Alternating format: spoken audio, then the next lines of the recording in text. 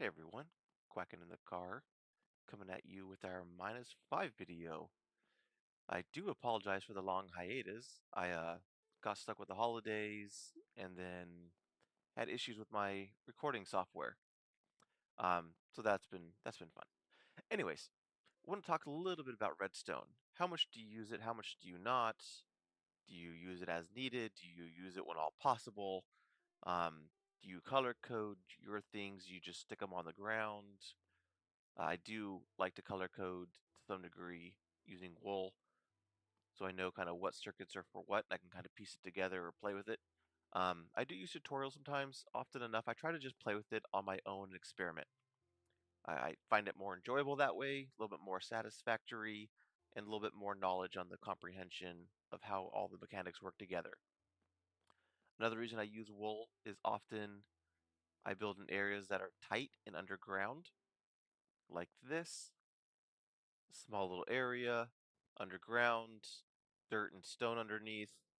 The reason I use wool is when I'm building or digging up, because often enough I dig just under these areas. If I hit wool, I know, hey, stop, don't dig further.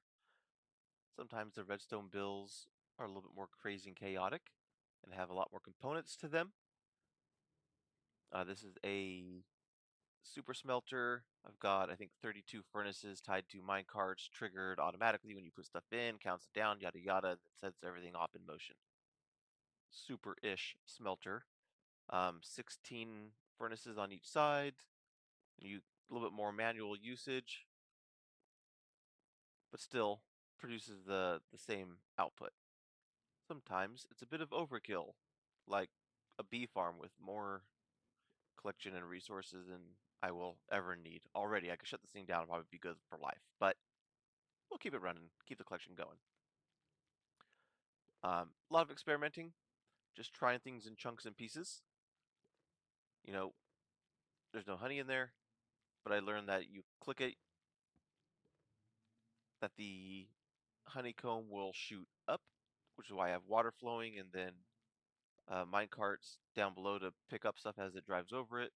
Eventually, drives over it. There it goes. Redstone down below. Set the whole thing in motion. It was an easy setup. Um,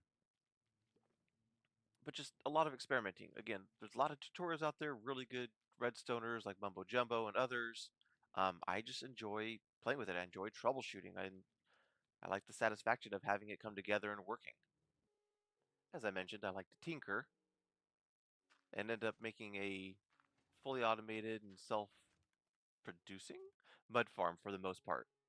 It's got water bottles in here that will spit things out. It'll recycle the water bottles into, you probably can't see, there's, yep, dropper here that will pick up water, spit out water bottles, and it'll float it down somewhere, goes back up, and basically an infinite amount of water and dirt. Um, Talking with a friend of mine, wanted clay, so we added an item so we can have it go on top of the dripstone and make clay. One little advice, if you're building a sorting system, do yourself and me a favor. Please, if you have one item going in, this is all cobblestone. Please don't do this. Just zigzag them. Um, this way, you don't have to worry about items getting stuck. You can always have it filtered through to the last one available. So now if you put something in, it'll zigzag all the way down. It'll always end up in your bottom one. So if you empty one out, you don't have to go to the next. You can just always go to your bottom chest. Um, you can also offset it a little bit. You can push these back slightly.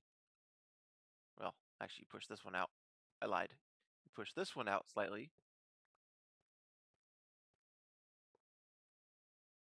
and now you can cover this and decorate it and do all that kind of stuff. That way you still can zigzag it and have your items go into one chest instead of having go into multiple. I've done a lot of zigzagging with my chests. I think I have somewhere between 14 and 16 chests per item. If they are a single stack item like cobblestone, other items like diorite I have just for half and half. But again, the zigzagging, so much easier, so much more beneficial versus having them kind of stacked. Anyways, thank you for watching. Like, subscribe, follow.